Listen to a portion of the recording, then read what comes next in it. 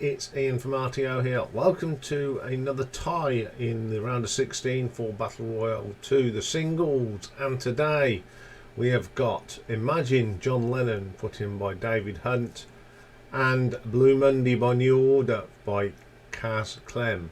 And in this instance, Imagine was pulled out of the hat first. So Imagine is a song written by John Lennon, and it's off the same name album, Imagine, and they say it's his best-selling single of his career. It's sort of inspired by several poems from Yoko Ono's 1964 book Grapefruit that inspired John to write this song. In particular one which Capitol Records reproduced on the book cover of the original Imagine LP, titled Cloud Piece, reads, "Imagine the clouds dripping, dig a hole in your garden and put them in." John Lennon later said the composition should have been credited as a Lennon and Ono song. A lot of the lyric and concept came from Yoko, but in those days I was a bit more selfish and a bit more macho, so I sort of omitted her contribution. Well, at least he admitted to it, but it was right out of Grapefruit. When asked about the song's meaning during one of his last interviews with David Sheff, Lennon told Sheff that Dick Gregory had given Ono and him a Christian prayer book in which inspired the concept behind Imagine. The concept of the positive prayer. Imagine if you can imagine a world at peace with no dominations of religion, without religion, but without this God is bigger than your God thing, then it can be true. The World Church called me once and asked me, can we use the lyrics to Imagine and just change it to Imagine one religion? They showed me that they didn't understand it all, and it would defeat the whole purpose of the song. The whole idea, Lennon stated, that Imagine which there was no more religion, no more country, no more politics. It's virtually the communist manifesto, even though I'm not particularly a communist. But I do belong. I don't belong to any movement. He also told the NME there is no real communist state in the world. You must realise that. It's not the same daft Russian might do and the Chinese might do it. That will turn to suit them. Us, we should have a nice British socialism. Very political was our John. Ono described the lyrical statement of Imagine as just what John believed, that we are one country, one world, one people. Rolling Stone actually described it as 22 lyrics of graceful, plain-spoken faith in the power of the world, united in purpose to repair and change itself. The original piano motif, later called John's piano piece, close to the final one that was created in January '69 during the Let It Be sessions, believe it or not. And of course the piano is in the Beatles Museum. So there is a bit of history of Imagine.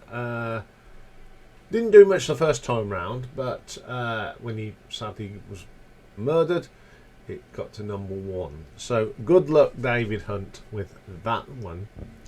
So this is Kaz Clem's entry, New Order's Blue Monday. Now Blue Monday is the 5th single from the band. It was released on a 12-inch in 1983 through Factory Records, and it appears on certain cassette and CD versions of New Order's second album, Power and Corruption and Lies. Written by Gillian Gilbert, Peter Hook, Stephen Morris, and of course Bernard Sumner. They say Blue Monday is a more of a Eurodisco synth pop and alternative dance song that drew inspirations from many works of other artists. There's a little track on here called The Beach on the B-side, which the single's unique packaging was designed by Peter Saville and Brett Winkins. It features a die-cut sleeve designed to resemble a 5 1/4 inch floppy disk.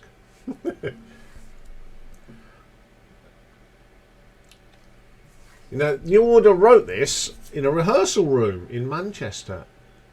It started as a response to their audience disappointment. They were never played encores, but it would allow the band to return to the stage and press a button, and the track would play itself as an encore while the band were off stage. Now, I didn't know that, but the band found it difficult to synchronise all the elements properly, and improvising the drafts it evolved into the song. The synth bass line was performed on a Moog Source sequencer built by Bernard himself.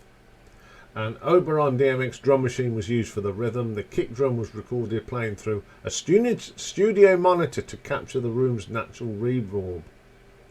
New Order brought an early sampler emulator and sampled choir sounds from Kraftwerk's Uranium, which I didn't know. Stephen Morris learnt how to use the sampler by spending hours recording their flatulence, which is different.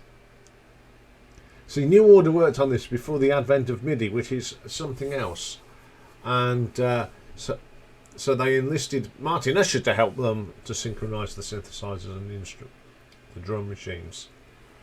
The sequencer program was used using binary code, and Gilbert wrote the sequence out by hand on a long roll of paper and accidentally added an extra rest, throwing the sequence at slightly out of time.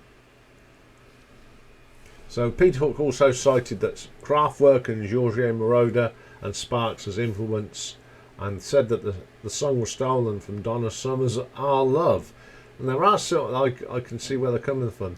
Some parts were taken from Dirty Talk by Clean and MBO. You Make Me Feel Mighty Real by Sylvester. And there's a little bit of the bass line that comes from A Few Dollars More. So it's not all their own work. They've sort of pinched bits and bobs from other songs. So there we go. Two songs that have got a lot of history again. How they were developed.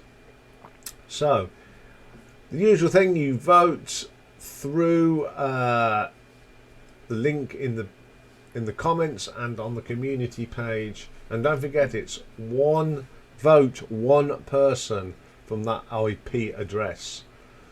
And if you try and do it twice, it'll tell you can't. Once you've made your vote, you have to wait 6 days to do more voting. So that goes up, and next week Dave will tell you who goes through to the semi-finals, the quarter-finals. Okay, that's all for this one.